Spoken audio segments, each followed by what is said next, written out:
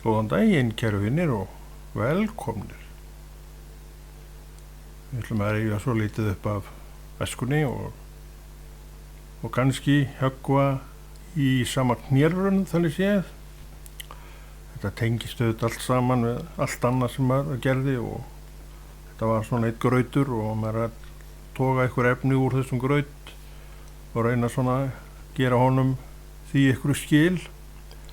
En við vitum hvernig þetta líf okkar það er nú allt meira og minna samtengt og svona þetta einhvern rennur saman og þó árin skilja að og allt það og þá vil þetta nú renna saman hjá okkur, þannig þetta nú því við erum ekki menn sem erum með dagbók og munum tíma og dag og stund og þá verðum við bara að gera þetta svona. En aðalatriðið að ef sé dregin sönnmynd, það alveg hægt og svona nokkur nákvæm líka svona inn á gæsalappa, það að segja fyrir eftir því bara hversu minnu manneskjan og þar eru við svo lítið misjöfn og það hef ég nú séð, ég hef nú leitað til manna til að fá upplýsingar eitt og annað sem ég hef verið að gera og bara því miður maður hefur þurft að snúa frá sömu því að það ekkert þaðan að hafa þannig séð vegna þess að minnið bara ekki nógu gott og maður finnur þetta. Svo eru aðrir sem eru minnisgóðir og þú getur alveg hlusta á þá en verður auðvitað síðan að bera ábyrgð á verkinu sem þú ert að gera sjálfur. Þannig að þú þarft að vita helling sjálfur og kannski mest af þeim sem þú ert að fást við í kringu þig því að þú ert að vinna þetta verk og þarft því að bera vissa ábyrgð á. Og þarna kemur minnið alveg svakalega mikið til álita, hefur ekkert með gáfur eða greind manna að gera, bara minni manna misjafnt og ekki orðum það meira. En við þurfum ekki að kafa mjög djúpt til að vita hvað áttur við þegar orðið bítlarnir koma inn. Við þekkjum þá og við vitum að eru breskir menn og vissum líka að þeir voru ættaðir frá Liverpool og seinna vissi ég ekki á þeim tíma að Bretland væri í raun 3 ríki að minnstakosti. Það England, það Skotland, það Wales og eitthvað eittan, man ekki hvað það undir hattunum Bretland. Bretland eru þessi 3, 4, 5 lönd, já Írland þarna með, sem eru undir þessu Bretlandi. Þetta eru allt í raun lönd sem eru, já, þú ert Skoti, þú ert Íri, þú ert Breti, Englendingur og þú ert Walesbúi. Ég held að menn séu nú, en ég held að Wales sé nú ekkert mjög fjölmennt ríki, en hinn eru það nú svona frekar allan miklu stærri en Ísland. Og í Englandi sem sagt þessi borg sem Liverpool heitir og þú hefur státar jafnvel af að hafa farið til, ég hef gert það og kunni vel við. En þaðan sem sagt komu þessir bítlar sem þú veist hellingum, sem þú hreifst af líklega en kannski varstu þeim megin línu að vera Rolling Stones maður. Alveg gallharður þar og viðurkennir í hvers skipti sem þú spurður. Það lengi lifir í gömlum glæðum. En það allt í lagi, menn með hafa þetta bara eins og hver vill og þetta nú bara merki það, eins og ég hef oft sagt, að bara góðar minningar. Þú varst Rolling Stones á Bítla tíman. Þannig að þetta tengist allt saman.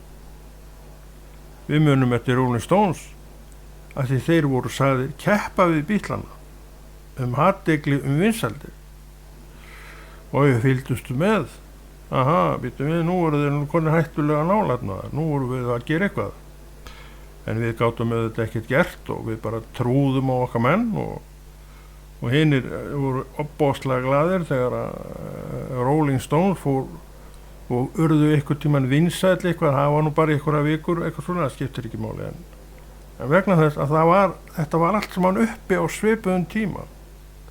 Þetta hin hliðin kannski á þessu Bítlaæði. Þetta Rolling Stones dæmi og Rolling Stones voru þeim ósköpum gæddir eins og allar þessar hljómsveitir að hafa mikið öskra á tónleikum hjá þeim og menn tegðu fram hendur sínar og áttu þá óskeitast að fá nú snert á eða eitthvað líkamshluta eitthvað Rollingsins.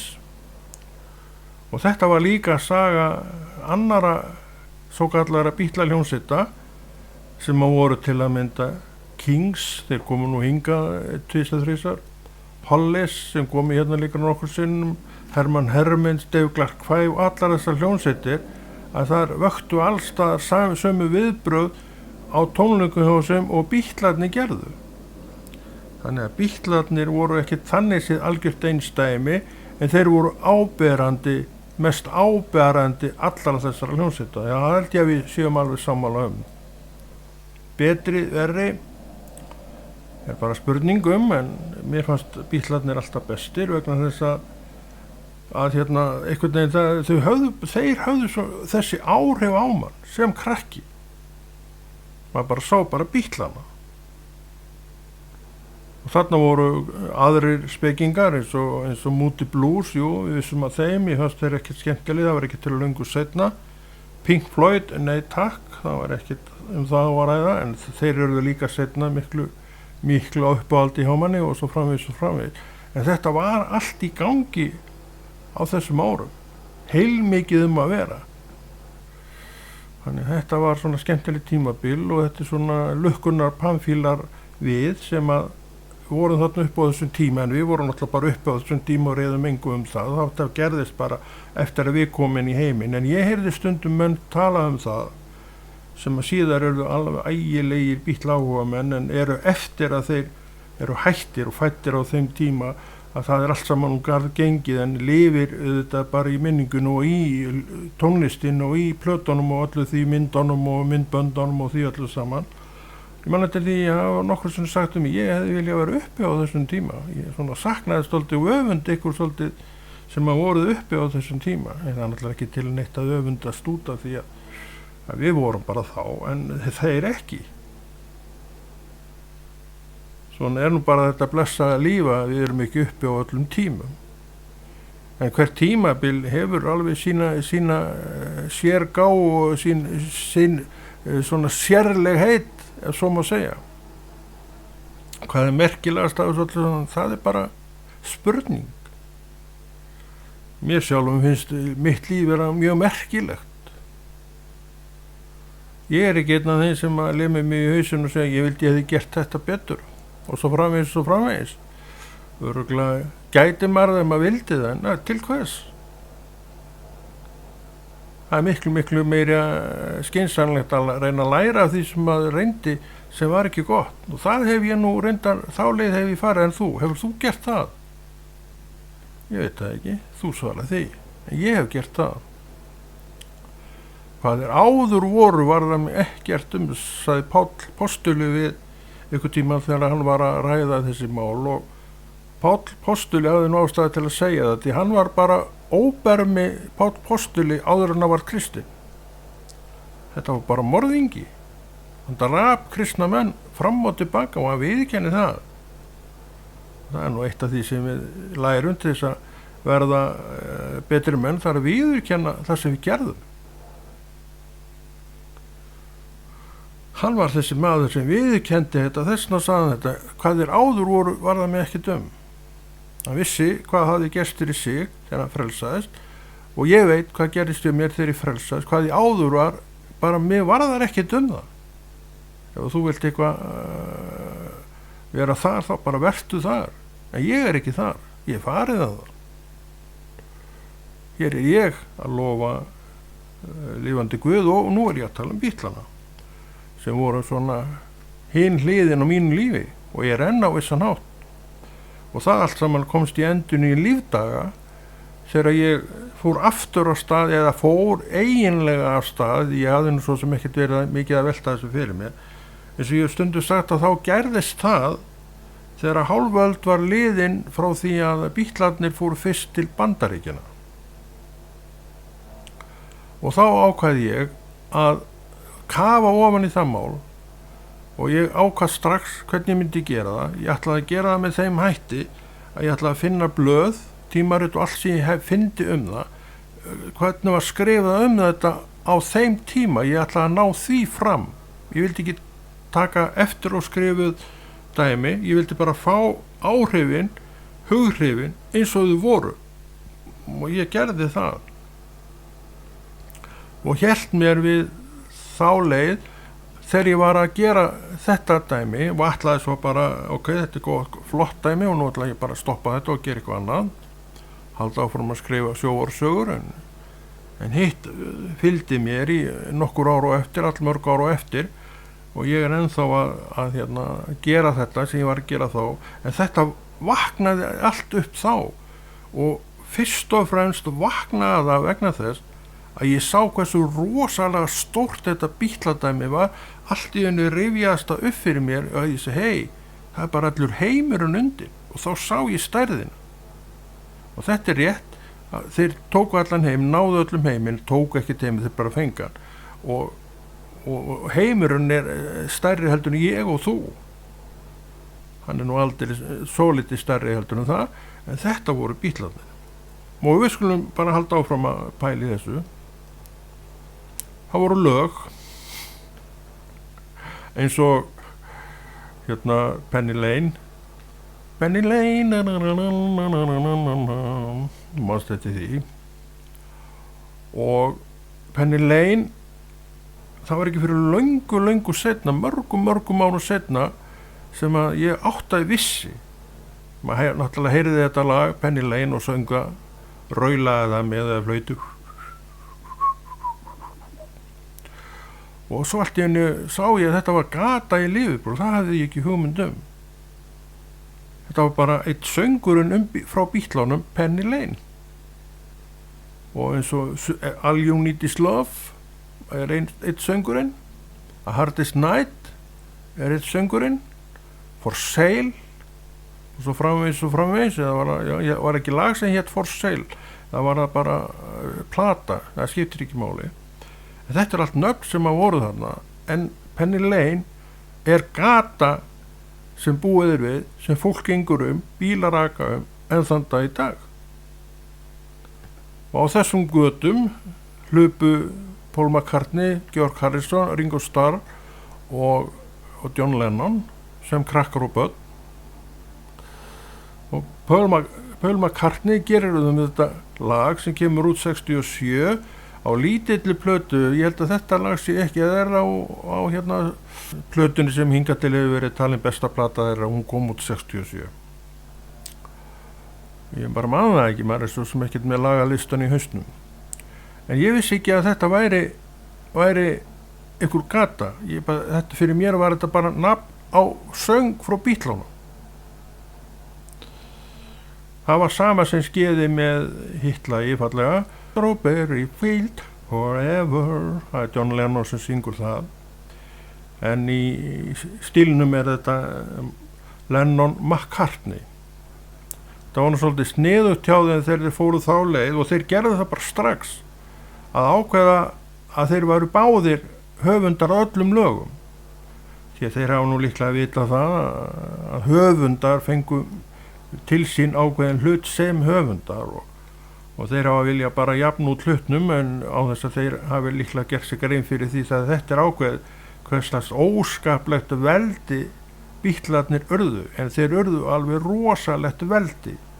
Þeir urðu svo mikið veldi, og þetta er staðreind og það þrætir enginn fyrir það, að allur heimurinn, þessi miklu stóri heimur, blíndi á þá.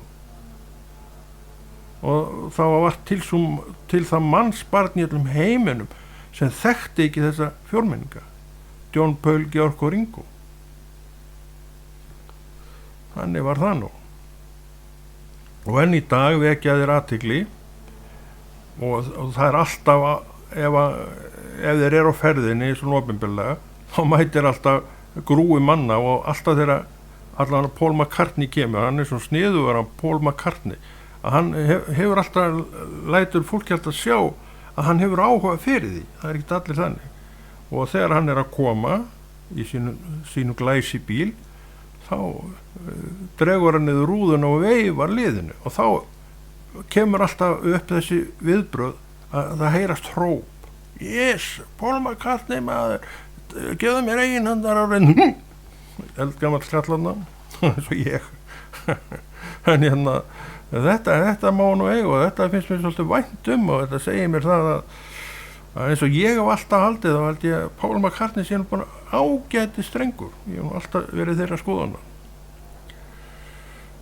En þetta var nú Beatlarnir og hann samdi Penny Lane Street og ég hef gengið þetta Penny Lane Street og fann svo sem ekkert mikið til nema bara að vera þarna þessum stað þar sem að öll þessi saga til á.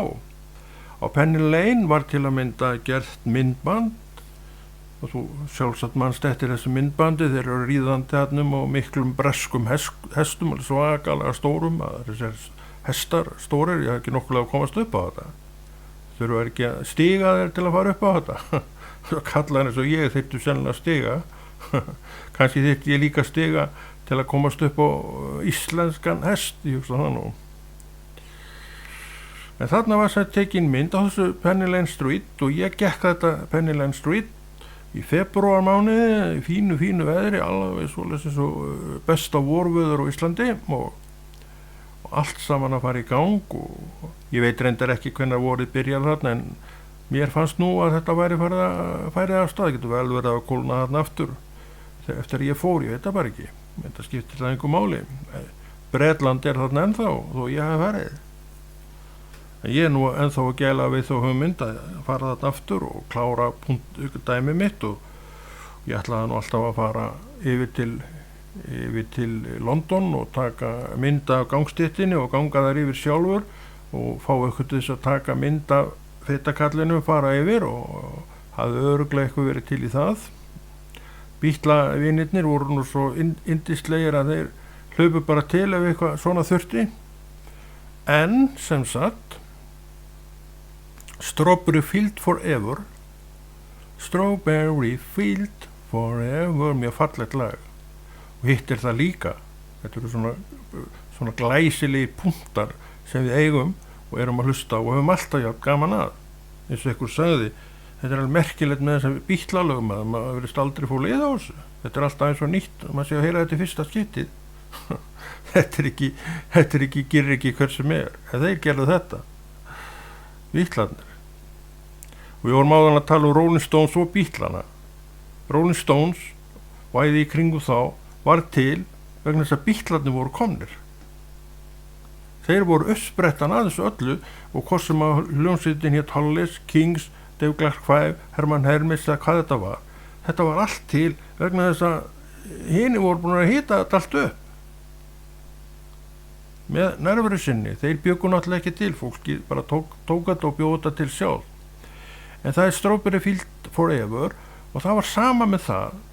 Það var ekki fyrir löngu setna og líklega svipað leit og ég fattaði að Penny Lane væri gata í Liverpool. Sem ég vissi að þetta var munaðarleysingja hæli í Liverpool á vegum Hjálpræðishersins og þarna voru munaðarlaus börn og þar fylltist nú auðvitað alltaf munaðarlausum börnum og meðan að stríði gisti, síðasta stríð, heimsstyrjöldin 39-45 gisti, þá var þetta í gangi og John Lennon þá bara krakki þegar að þetta í gangi og hann var vist svolítið að sninglast í kringum þetta munaðarleysingja hæli og átti það til að stökkva við vegginn og leika sér með krökkunum. Ég held að enginn hafi mátt fara yfir vegginn en þeir voru náttúrulega bara svo strákar að klifra upp í trjám og svo horfðu þeir á krakkana þaðan og áttu svo til að lauma sér yfir. En ég held að ef þeir sæjust þá hafi þeir verið reknir út því að það mátti engi vera þarna, ekkert vera neitt ónáða þessi ágætu yndislegu munaðarlausu börn. Og sjálfsagt verið þá eins og í dag að jafnvel væri verið að ræna börnum og fara bara eitthvað með þau. Þannig þess vegna það kannski útskýrir girðingarnar og allt saman það. En Strawberry Field Forever kemst í að er þetta hæli á vegum Hjálpræðishersins breska og hjálpræðisherinn breski, hann flytur út úr þessum byggingu, þetta voru mikla byggingar og eru mikla byggingar, held ég fyrir 90, árið 1990 og þeir bara loku eftir sér, skilja allt eftir bara eins og það var og þetta var allt í alveg svakalegri órækt, ég man allt eftir því þegar ég þarna 2018 þá var ekkert búið að opna þennan garð og ég man eftir því að spurði mig leigubílstjóri sem ég keyrði með hvort ég hefði farið að Strawberry eða að þessum garði hjálpræðisessi og ég sagði já og þá gerði hann þetta bara fyrir hrollur að þegar maður sér þetta og ég get alveg sagt og tekið undir það mér fannst þetta bara ekkert glæsileg sjón sem ég var að horfa á í gegnum rimla hliðið mér fannst þetta alveg hræðilegt bara sjá þetta allt í þessari svakalegri órækt og þetta var bara virkilega ófrítt en hefði geta orðið alveg stór glæsilegu garður því að og hann hefur örugglega verið það á sínum upphafstíma en hann var það ekki þarna svona það þegar menn hætta að nota þetta þeir bara gengu út og svo bless og ég heldur þeirra fóru ekkert frá Bretland ég heldur að fari bara eitthvað annað en ég heldur að hafi ekki verið hjálpræðisherinn hafi ekki verið í Liverpool en svo sem sagt fara bítlavinir þeir eru allstaðar að banka sko og þannig náttúrulega bítlasagan að hluta til skráð því að lagið það bara bendir á þennan stað sem hjálpræðisherinn var með og hjálpaði munaðarlausum börnum sem náttúrulega þetta göfugt starf hjálpræðisherinn hefur unnið víða mjög göfugt starf og hann ennþá að vinna göfugt starf en eftir því sem ég kennst að þá áttu þeir alltaf þetta svæði það fór aldrei neitt frá þeim og svo kemur að því að ykkur bítlavinur vill fara að opna þetta bara til þess að fá fólk til þess að rifja upp með sér minninguna það bara þannig hvað sem þú segir þetta bara svona og ég sá þennan stað árið seinna eftir að ég kom þangað þá eitthvað rúma árið síðan þá búið að opna menn ekki hvenær allan ekkert löngu seinna og það náttúrulega ítir á mig að koma þarna aftur og fara aftur þetta svæði nú kæmist ég inn því að nú hliðið ekki lengur loka og þarna getum að kíkt á þessa staði kannski sé tréð sem John Lennon satt í og var að horfa á krakkana þegar hann var að upp í trénu og fylgjast með börnunum og kannski staðurinn þarna sem hann skreiði yfir hliðið veggin á og fór að leika sig með krökkunum hann gerði það víst og eins og krakkaði síður það nú erfitt að hemja þau ef að þú komast eitthvað stöðar að en þetta var í Liverpool og þessi saga beint og óbeint tengi Strawberry Field Forever heitir það ekki Strawberry Field Forever eða ekki Strawberry Field ég held að heiti líka Forever en kannski heitir það bara Strawberry Field en það McCartney, Lennon og McCartney en svona seinni tíma skýringin var að John Lennon hefði ort þetta alveg það var alltaf Lennon og McCartney og svo fór að skýrast betur eftir því sem sagan fór að tókast betur út að Lennon átti þetta og Harrison hann var alveg augljóst því hann var bara merktur Harrison þannig að þurfti ekki að spá í það en Paul McCartney var með þetta lag John Lennon var með þetta lag þú manst þetta laginu Revolution það Lennon I Will Paul McCartney og svo framvis Taxman, við veitum alveg hver gerði það var Harrison segi ég, það var Harrison já, hægt að skoða svo var það alveg sérstakur kapli í Beatles-sögunni okkar minni og þinni sannlega líka það var að hvora betri Rolling Stones eða Beatles þetta var náttúrulega deilur sem að skildi ekki því að það lág alveg fyrir hvora var betri en það voru ekki alveg sammála og svo var alveg bara munnhoggvist, það var nú ekki beitt nefum eða neitt þannig að hún held ég aldrei neitt grenjandi burt frá þeirri rimmu en það var oft verið að kýtast þetta. Takk ég eftir því að þetta var bara áhrifun af Bítlaæðinu, skiljiði. Hitt var til vegna þess að var í gangi Bítlaæði. Ég veit ekki hvort að þetta svona dag, ég held reyndar ekki hvað eru krakkarnir að rífast stjörnurnar sína. Er eitthvað þannig sé stjörnur? Ég veit það ekki. Maður alveg dottin út úr þessu. En það voru sem sagt Rolling Stones og Bítlarnir. Og ég var náttúrulega alltaf Bítlakall. Og við vorum þannig flestir í minni deild Bítlakallar en aðri voru Rolling Stones. Ég man ekki hvort að þeir skáru sig út úr, ég held nú ekki. En það getur nú vel verið að skorið sig út úr að því leyti til að þeir voru rögn síðhærðari. Það er nú alveg möguleiki. Við á þessum árum, ég byrjaði ekki að safna hár fyrir einhvern tímann kringum 1969 eitthvað svolítið. Ég var bara eiginlega eins fallega hærður eins og ég í dag, nema ekki gráharður. Ég held reyndar að þessi Rolling Stones guttar hafi verið síðhærðar. Ég held að hafa nú ekki verið annað sem einkenndi þá frá okkur Bítlaköllunum og kettlingunum. Með stelpunum og við vorum nú ekki kallar eða kettlingar, við vorum bara drengir og dúlkur. En það var svolítið verið að munnhöggvast þetta og þetta held ég að þú munir nú alveg eftir, eða þú manst eitthvað eftir af þessum ágætu hljómsveitum, en þarna var meira. Þarna var ekki bara Bítlar og Rolling Stones.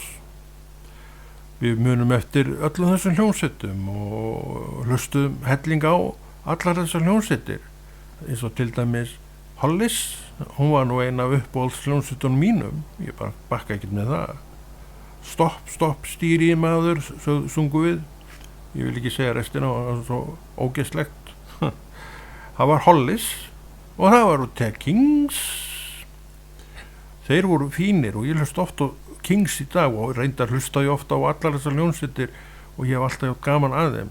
En Kings voru hérna á Íslandi minnstakosti 3 og hérna á þessum mektar árum sínum. Toppurinn hjá Kings var milli 60 og 70 frá því að þeir koma fram og þangað til að, já, þeir eru nú ennþá held ég, já, kannski, ég held að Ray Davies sé nú að ennþá. Hvort Kings sé til, ég bara veit það ekki. En þarna voru, já, Dave Clark 5 með þarna fótastapið sitt, já, bam bam bam baram baram bam bam bam bam bam bam, stöppuðu löpun og alveg bara, þetta var svo flott. Sá það í Kanasjónu, alveg hreifst upp úr öllu valdi að maður sá þau stöppuðu löpun. Hafa toppurinn. En þetta voru sem sagt Dave Clark 5. En hérna söngvari þar, ég held að hann sé nú dáinn, ég held það. Það var svolítið skemmtilegu söngvari. Og Hermann Hermits,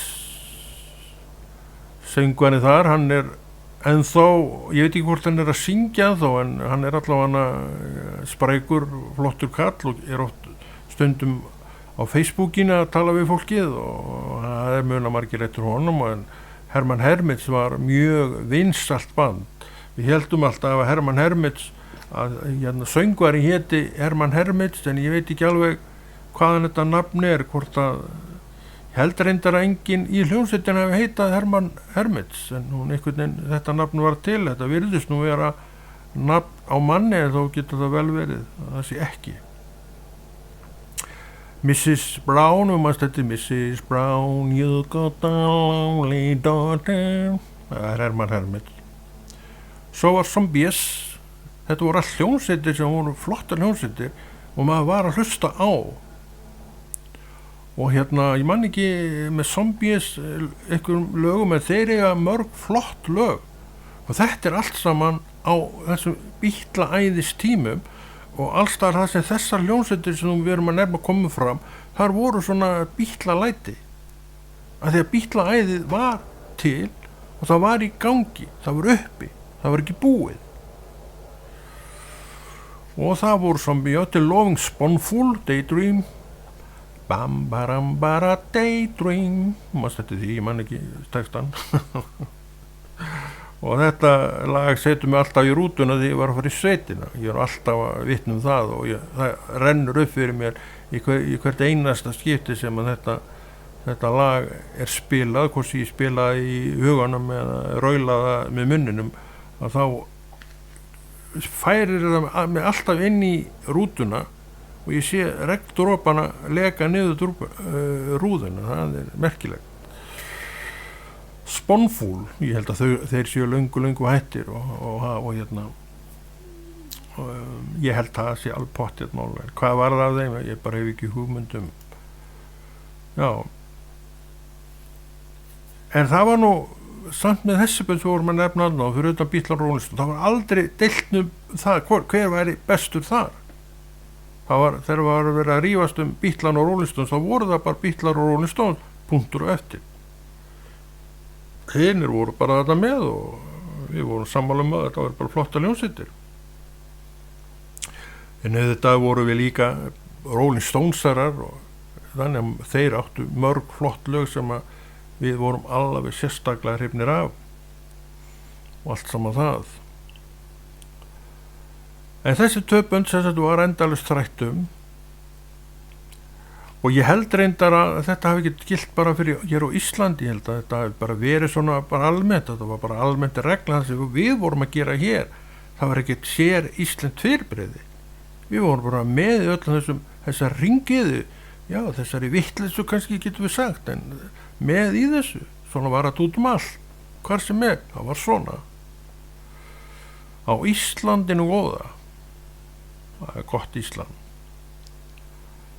En hvernig komist Beatlarnir að okkur, hvar vorum við stödd þegar þá bar fyrsta garði? Manstu það, hvar þú varst? Ég veit það ekki. En ég hef svo sem oft vitnað það, ég man alveg hvar ég var. Við vorum venirnir að leika okkur niður í fjöru eins og svo oft áður. Og þessi vinur minn var með útvarpstæki lítið, ég hef líka sagt frá því. Hér er eitthvað. Og sér þannig síma, ekki er hann nú stór. Og útvarpstæki sem hann var með þessi vinur minn, ég held að það nú ekki verið stærri þetta. Og það var eins að það var inn í svona leður hulstri alveg eins og ég er með í dag. Þetta er reyndar utan síman sem að þú búið alltaf að reyna að hringi en ég svara aldrei. En það er ekki rétt, ég svara alltaf ef það hringtir í mig. Var það kannski gegnum góðan vin frá þeim tíma sem Beatlarnir voru að gera vart við sig? Já, það var þannig hjá mér. Ég var sett niður í fjöru, kannski varst þú á skólalóðinni í einhverjum frímínútunum á einhver belgja sér það nút fyrir fram að segja að það væri til að alveg svakalega flott hljómsveit maður, já, hvað heitir hún náttúr þarna, við vorum að hlusta á í kannanum hér og að Beatlarnir, þeir eru frá Liverpool þessi strákar, þeir eru að gera allt vitlaust þessi strákar og þú náttúrulega, að gera allt vitlaust, hvað getur maður að hlusta á þá? Ég hlusta á það í kannanum, já, ég í kannanum. Ég hlusta á það eftir þegar ég kem með hvort ég get ekki hlusta á þess að Beatla. Og kannski gerða það og kannski var akkurat verið að spila Beatlalag þegar hann fór og stilt á kannan og alveg í 7. hefni, vá, þetta er ekki smáraði. Ég man eftir því þegar hann var búinn að stilla á kannan í gegnum þetta litla útvarpstæki sem var ekki mikið stærri en þetta. Það var akkurat Beatla. Þannig að ég heyrði bara strax hvað hann var að tala og ég heyrði strax af. Ég man alltaf eftir því, mér fannst eitthvað gerast í loftinu og ég skynjaði það bara úr sjálfum mér að þetta er eitthvað rosalega stórt. Ég var fyrir einhverjum áhrifum, einhverjum bylgjum eða sveiflum eða eitthvað sem ég man svo vel eftir og ég sagði bara vá, þetta verður aldrei stórt.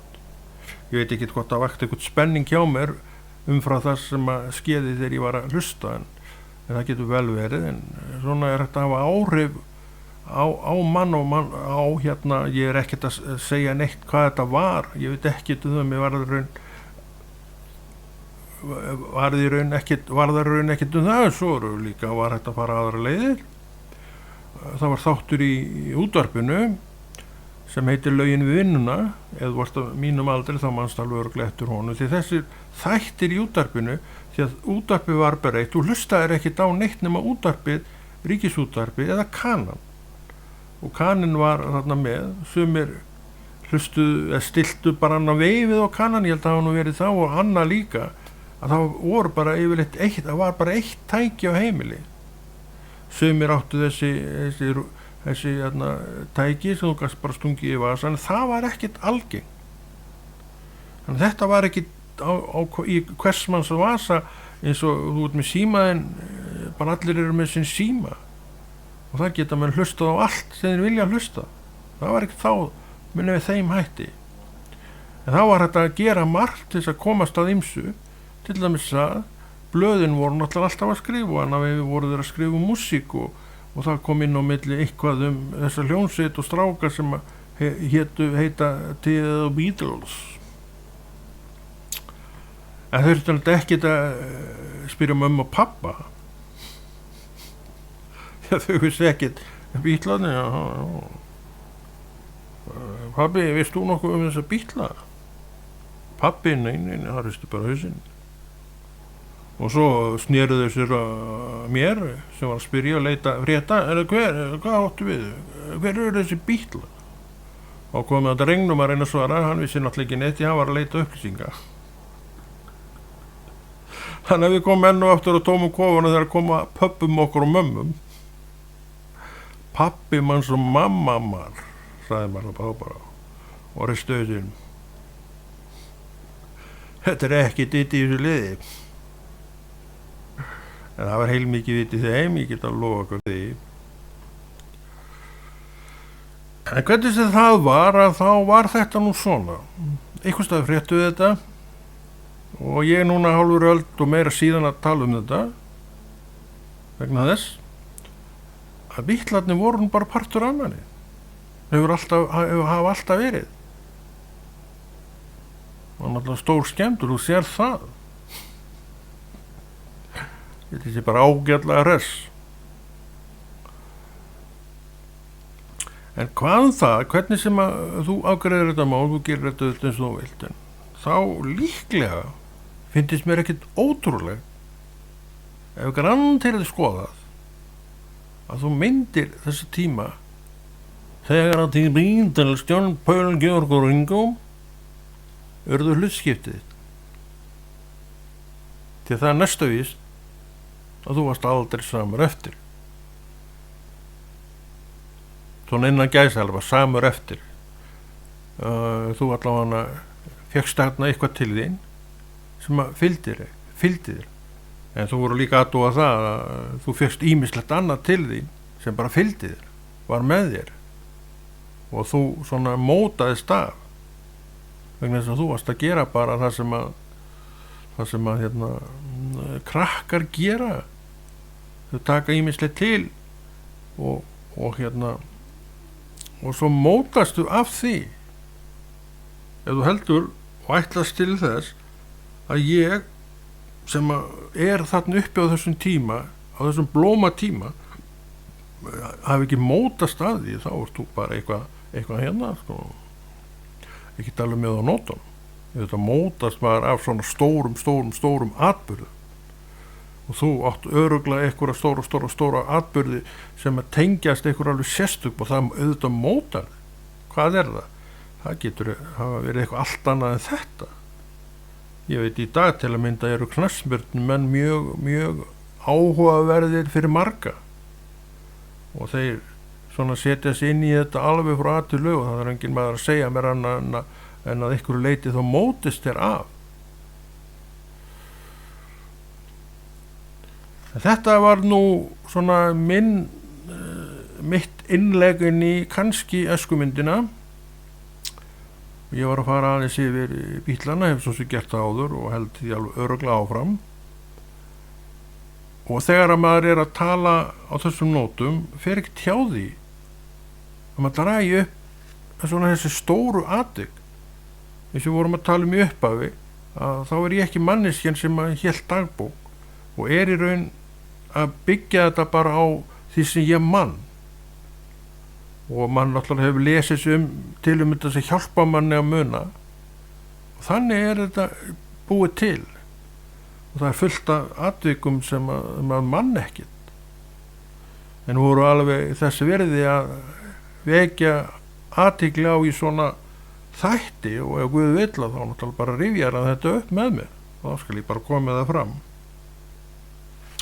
En stoppum hérna og gerum sennilega eitthvað aðeins meira á þessu, mér sýnist það nú öllum. Þú ætlar náttúrulega bara að byrja inn í þetta, ég sé það bara hreinlega á þér. Já, ég var alveg tilbúin í það og rúmlega það. En ég kveð.